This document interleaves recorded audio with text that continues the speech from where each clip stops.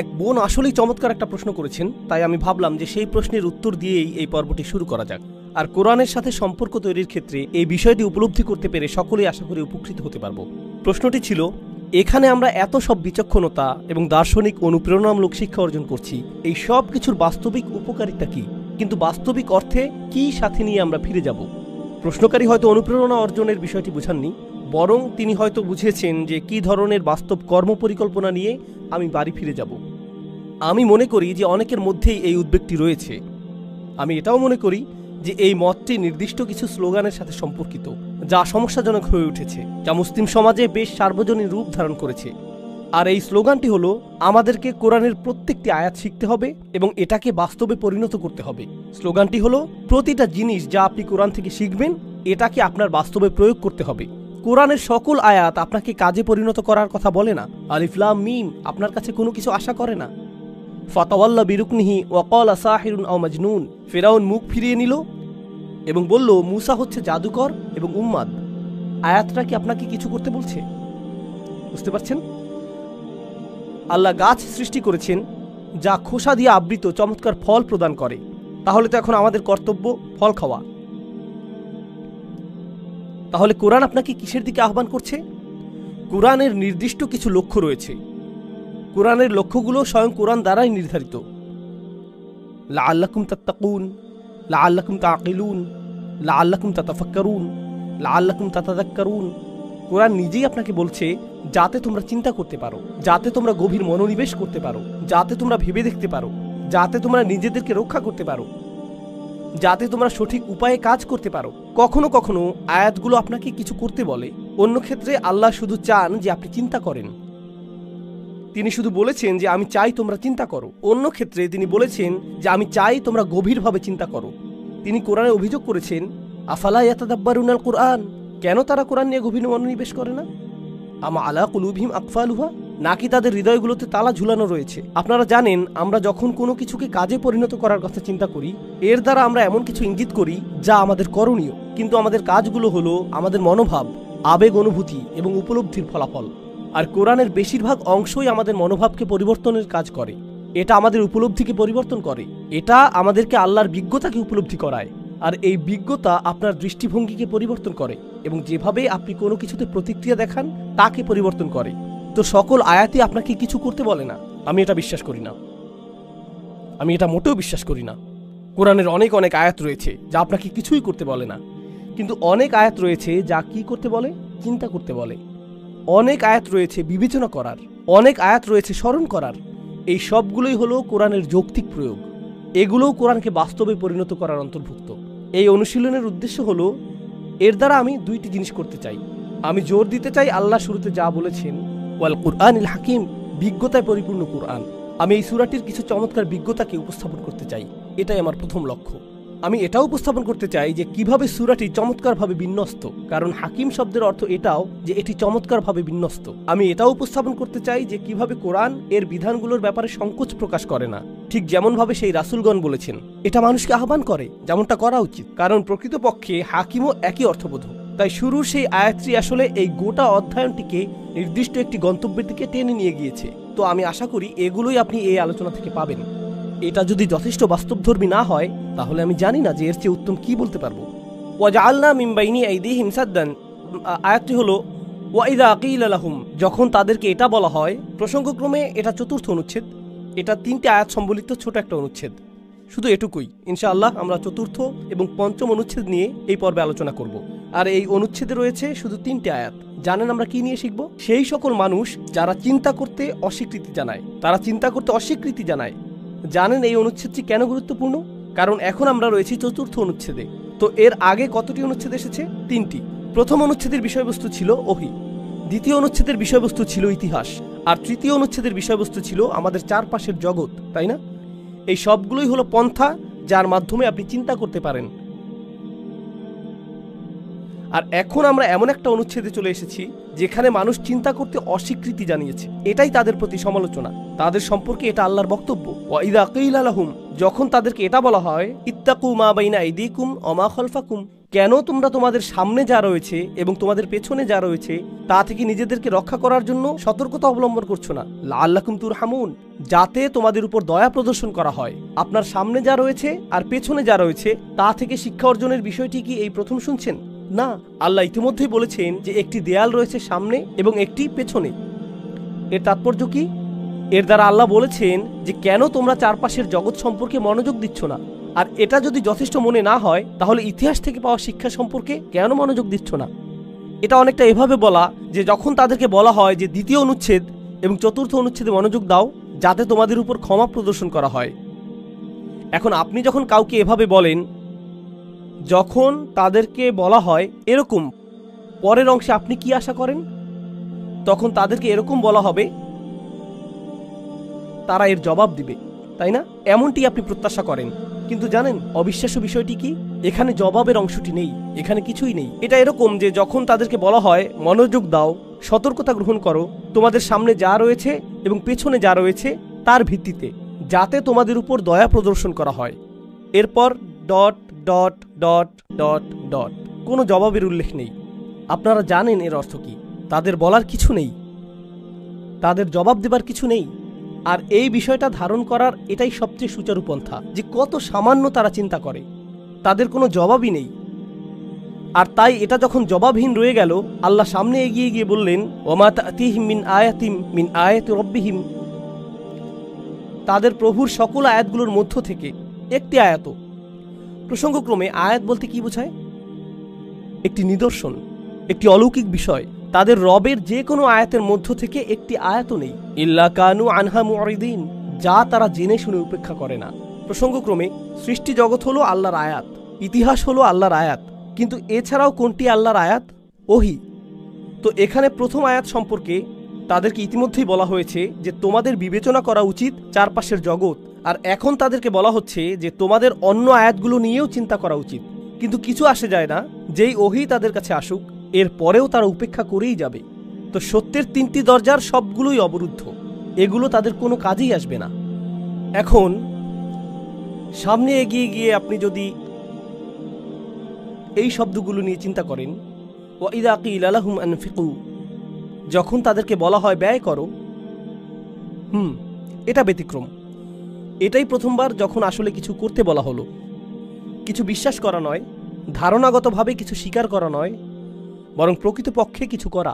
সূরাটিতে এটাই একমাত্র করণীয় আদেশ, ইত্তাবিউল মুরসালিন, রাসূলদের অনুসরণ করো, এই অংশটি ছাড়া। কিন্তু সেখানেও তাদের অনুসরণ এবং বিশ্বাস করার কথা বলা হয়েছে।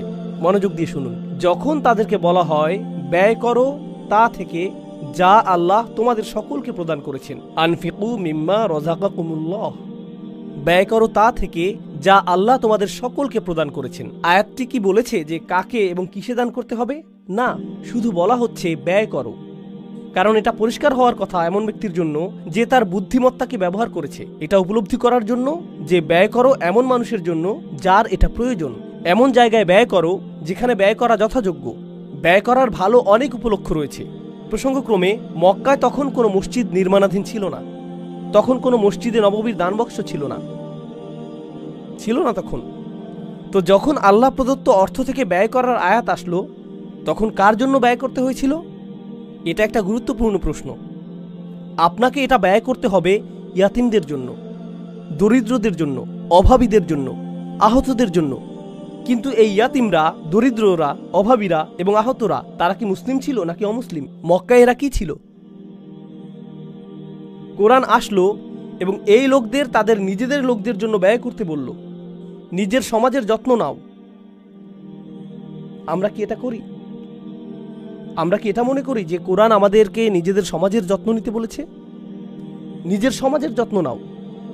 তো এখন ওয়াইদা কিলা লাহুম আনফিকু মিম্মা রাযাকাকুমুল্লাহ ক্বালাল্লাযীনা কাফারু লিল্লাযীনা আমানু, কাফেররা তাদেরকে বলে যারা ঈমান এনেছে, কাফেররা ঈমানদারদেরকে জবাব দিচ্ছে।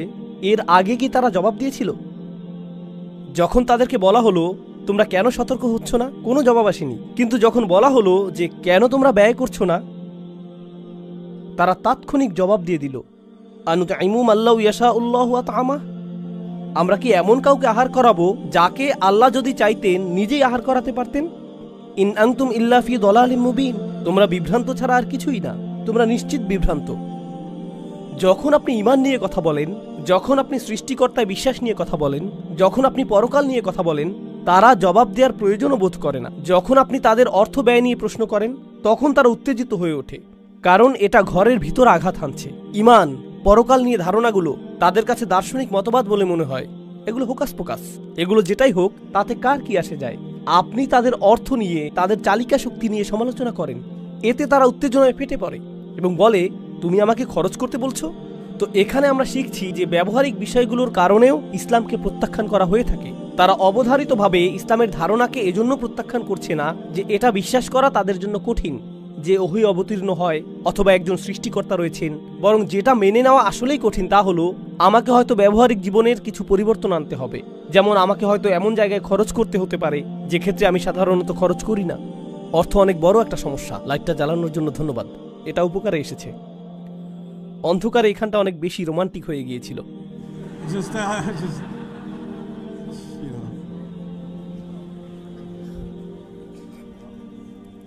এই শব্দটা সবসময় কাজ করে। রোমান্টিক শব্দটি আমার প্রিয়। জানেন এটা দিয়ে কি বোঝাচ্ছে? যখন তারা বলে যদি আল্লাহ ইচ্ছা করতেন তিনিই তাদেরকে আহার করাতে পারতেন, কেন তাদেরকে আমরা আহার করাবো? কেউ কেউ বলেছেন যে তারা এখানে তাকদীর নিয়ে প্রশ্ন তুলেছে। এখানে যা ঘটেছে তা হলো, তোমরা এই সৃষ্টিকর্তা সম্পর্কে বলছো যিনি সকলের প্রয়োজন পূরণ করেন, যিনি সকল ফলমূল প্রদান করেছেন, সকল গাছগাছালি দান করেছেন, আর সমুদ্রের সকল জাহাজ সৃষ্টি করেছেন, তিনি এই সকল কিছু করেছেন। তাহলে তিনি নিজে কি এই দরিদ্রদেরকে আহার করাতে পারেন না? যাও তাকে গিয়ে জিজ্ঞেস করো। তোমরা সবাই বিভ্রান্তিতে পড়ে আছো।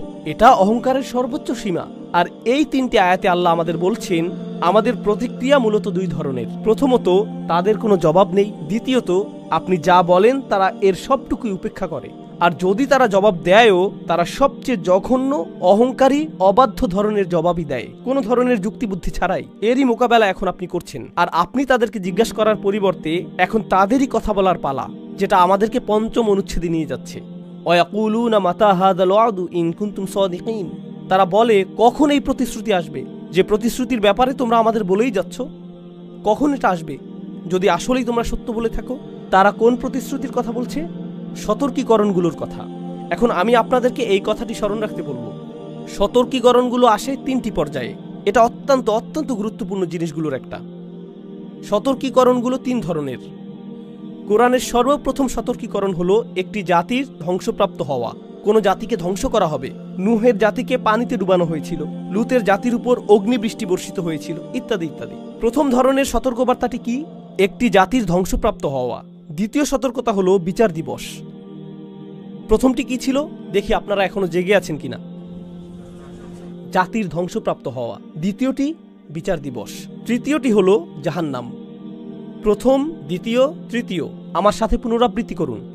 জাতির ধ্বংসপ্রাপ্ত হওয়া, দ্বিতীয়টি বিচার দিবস, তৃতীয়টি জাহান্নাম। আর এই সবগুলোই সম্পর্কযুক্ত।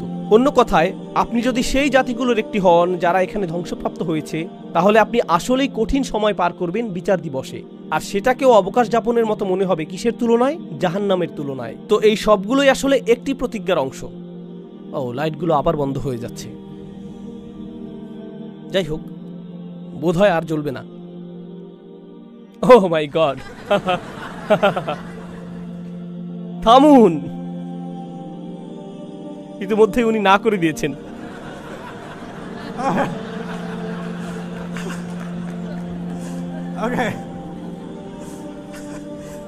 কম আলোতে কাউকে অধিক সুন্দর দেখাবে না। আমি মজা করলাম আমি। এখন আবার কোরআনে ফিরে যাচ্ছি। আসুন মনোযোগ দেই। তো এই প্রতিশ্রুতিটি এটা কখন ঘটবে? তোমরা কি সিরিয়াস? যাও দেখি সেটা নিয়ে আসো। সেটা ঘটাচ্ছ না কেন? প্রসঙ্গক্রমে এর আগের আয়াতে তারা বলেছিল আল্লাহ যদি এতই ধনী হন তাহলে কেন তিনি নিজে দরিদ্র লোকদের দেখাশোনা করছেন না? কোরআনের আরেকটি সূরাতে এই কথাই বলা হয়েছে, ইন্নাল্লাহা ফাকিরুন ওয়া নাহনু আগনিয়া। আল্লাহ দেউলিয়া হয়ে গেছেন, আমরা ধনী। আল্লাহ বলেছেন সানাকতুবু মা ক্বালু, আমরা লিখে রাখবো যা তারা বলে। এটা কোরআনের স্বাভাবিকতার ব্যতিক্রম বর্ণনাগুলোর একটি। আল্লাহ লিখে রাখবেন যা তারা বলে, লিখে রাখবেন তাদের উক্তি। সেই উক্তিটি কি? আল্লাহ হলেন গরিব আর তারা ধনী, আর তারা মূলত এইরকম কথা এখানেও বলেছে। আর এজন্যই এই সূরাতেও আপনি পাবেন ওয়ানাকতুবু মা কদ্দামু আসারহুম, আমরা লিখে রাখবো যা তারা সামনে প্রেরণ করেছে এবং যা তারা পেছনে ফেলে এসেছে। এটাই অপরাধ হিসেবে যথেষ্ট। এটা এত খারাপ কেন যে আল্লাহ লিখে রাখবেন? তিনি এর আগে লিখে রাখার কথা বলেছেন, কারণ লিখে রাখার মতো এবং তা তাদের মুখে নিক্ষেপ করার মতো এমন কথা তারা বলে ফেলেছে। কিন্তু যদিও তারা এরকম ভয়ঙ্কর, এরকম জঘন্য কথা বলেছে, যেমন এটা বলা যে কখন এই প্রতিশ্রুতি আসবে, অথবা আল্লাহ চাইলে নিজেই আহার করাতে পারতেন, এই সময় আল্লাহ মূলত রাসূল সাল্লাল্লাহু আলাইহি সাল্লামকে প্রস্তুত করেছেন যে তারা জঘন্য কথা বলবে যেগুলো লিখে রাখার যোগ্য, যাতে তাদেরকে আসলেই এর জন্য শাস্তি দেয়া যায়। তাই আল্লাহ শুরুতেই বলে রেখেছেন নাকতুবু মা কদ্দামু ওয়া আসারহুম, মা কদ্দামু হুনা, তারা যা সম্মুখে প্রেরণ করতে চেয়েছে তা আসলে এখানে রয়েছে। এখন তারা এই জঘন্য প্রশ্ন জিজ্ঞেস করেছে আর আল্লাহর ক্রোধ চূড়ান্ত সীমায় পৌঁছে গেছে। তো এখন এটা শুরু হবে। প্রথম পর্যায়টি হবে জাতির ধ্বংসপ্রাপ্ত হওয়া। মা ইয়ানজুরুনা ইল্লা সাইহাতান ওয়াহিদাতান, এর অর্থ দুটি জিনিস। এটা বোঝাচ্ছে তারা একটি বিস্ফোরণ ছাড়া অন্য কোনো জিনিসের জন্য অপেক্ষা করছে না। এর অর্থ এটাও যে তারা একটি বিস্ফোরণ ছাড়া আর অন্য কিছু দেখবে না। তাখুযুহুম, এটা তাদেরকে আঁকড়ে ধরবে। ওয়াহুম ইয়াখিসিমুন, যখন তারা পরস্পর উদ্দেশ্যহীন যুক্তিতর্কে লিপ্ত থাকবে। তারা আল্লাহ সম্পর্কে এগুলো বলে, তিনি কি করবেন অথবা করবেন না, তোমাদের সৃষ্টিকর্তা কোথায়, শাস্তি, আমি আতঙ্কিত, আমি আসলেই আতঙ্কিত। তারা বিদ্রুপাত্মক কৌতুকে লিপ্ত থাকবে। ইল্লা কানু বিহি ইস্তাহজিউন, তারা এটা নিয়ে কৌতুক এবং হাসি তামাশা করবে। আর তাদের উদ্দেশ্যহীন কথোপকথনের মাঝখানে একটি বিস্ফোরণ তাদেরকে আঁকড়ে ধরবে। কিন্তু বিস্ফোরণের কথা আল্লাহ এই প্রথম বলছেন না, তাই না? যখন আল্লাহ ইতিহাসের শিক্ষা নিয়ে বলেছেন, যেখানে সেই জাতিটিতে ৩ জন রাসূল এসেছিলেন আর সেখানে একজন ইমানদারও ছিলেন, তখন তিনি বলেছিলেন ইনকানাত ইল্লা সাইহাতান ওয়াহিদাতান ফাইযা হুম খামিদুন, এটা শুধু একটি বিস্ফোরণ ছাড়া আর কিছুই ছিল না। আল্লাহ এখন বলছেন সেটা এখন আর ইতিহাসের শিক্ষা নয়, বরং এটাই তোমাদের ভবিষ্যৎ হয়ে যেতে পারে। আমি ইতিহাসের পুনরাবৃত্তি করব, আমি শুধু ঘটনা বলার জন্য ইতিহাস বর্ণনা করি না। আল্লাহ আমাদের বলেছেন ওয়াহুম ইয়াখিসিমুন, তারা উদ্দেশ্যহীন কোনো কথোপকথনের মাঝে লিপ্ত থাকবে। প্রসঙ্গক্রমে কেন সেই জাতিটি ধ্বংসপ্রাপ্ত হয়েছিল, সর্বশেষ কোন ঘটনাটি আযাব নিয়ে এসেছিল? তারা সেই ইমানদারকে হত্যা করেছিল। কিন্তু এখন কুরাইশদের ক্ষেত্রে বিচার দিবস সম্পর্কে এরকম জঘন্য ভাষায় তাদের প্রশ্ন উত্থাপন করাই ছিল যথেষ্ট। যদিও তারা এখনো কাউকে হত্যা করেনি, শুধু এতটুকুই যথেষ্ট। যার ফলে আল্লাহ বলেছেন যে আমি হয়তো এখনই তাদেরকে শেষ করে ফেলবো। ফালা ইয়াস্তাতিউনা তাওসিয়াতান, আর আমি যদি তাদের শেষ করে দেই তারা কোনো উইল করে যেতে পারবে না। তাওসিয়া উইল অর্থে ব্যবহৃত হয়। তাওসিয়া শব্দটি কোরআনে সদুপদেশ অর্থেও ব্যবহৃত হয়েছে। উইল করে রেখে যাওয়া এবং সদুপদেশ দেয়া উভয় অর্থেই। এখন আপনি কার জন্য উইল করে রেখে যান? আপনাদের থেকে কেউ বলুন আপনার সন্তানের জন্য, আপনার সন্তানের জন্য, যাদের ভবিষ্যতের জন্য আপনার অনেক আশা থাকে, যার কারণে আপনি তাদেরকে জাহাজে তুলে দেন। আগে এটা নিয়ে আলোচনা করেছি। এখন আল্লাহ বলছেন আমি তোমাদের জন্য একটি বিস্ফোরণ ঘটাবো আর তোমাদের কথোপকথনের মাঝখানে তোমরা ধ্বংসপ্রাপ্ত হবে। তোমাদের সন্তানদের কাছে ছুটে গিয়ে সদুপদেশ প্রদানের সুযোগও পাবে না, তোমরা কোনো উইল রেখে যেতেও সক্ষম হবে না। আর তারা গিয়ে একথা বলতেও সক্ষম হবে না যে ও আমার সন্তান, নিজেকে রক্ষা করো, আমি অবাধ্যতা করেছি আর আল্লাহ আমাকে শাস্তি দিয়েছেন, সতর্ক হও। ওয়ালা ইলা আহলিহিম ইয়ারজিউন, তারা তাদের পরিবারের কাছে ফিরে যাবে না। হামালনা যুররিয়াতাহুম, তাদের সন্তানদের উপর আশা পোষণ করার এই ধারণাটি এখন জোরালো হলো।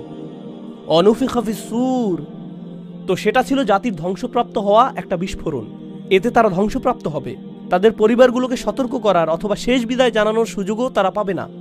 এর ঠিক পরেই এসেছে অনুফিখা ফিস-সূর, এর পরেই সিংহায় ফু দেয়া হবে।